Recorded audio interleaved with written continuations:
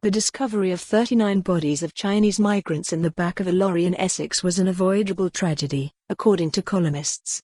They just don't agree how it should have been avoided. The Daily Mail. Mark Almond, director of the Crisis Research Institute, Oxford, writes, "Tragically, this calamity is far from unique, indeed something like it was inevitable, given Britain's and other European countries' lackadaisical attitude to the relentless and tragic flow of migrants to western shores." Almond, a lecturer in modern history, lists other similar incidents in the UK and abroad.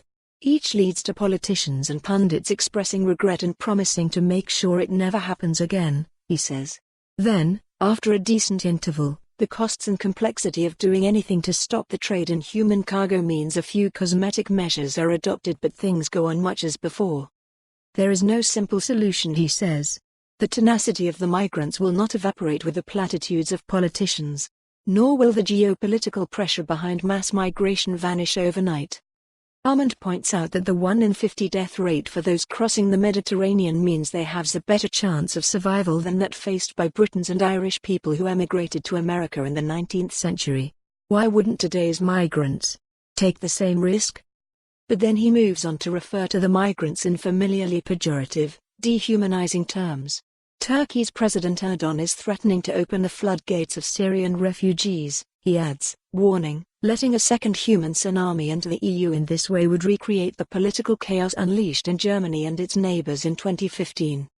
Having suggested there are no easy answers, Almond concludes Westminster must beef up border security, use thermal imaging and patrol boats to detect stowaways and people in dinghies.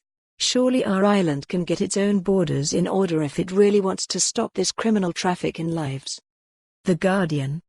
More border control is not the answer, argues Daniel Trilling, author of a book about refugees and Europe. He has met people who have willingly adopted all kinds of risky methods of transport, he says.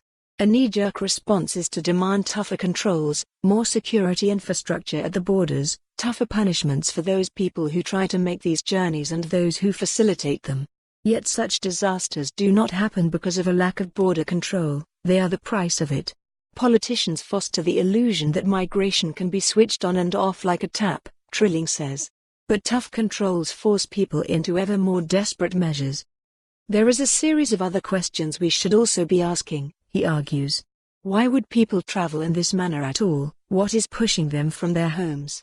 Why couldn't they claim for more on this story? Visit the news article link.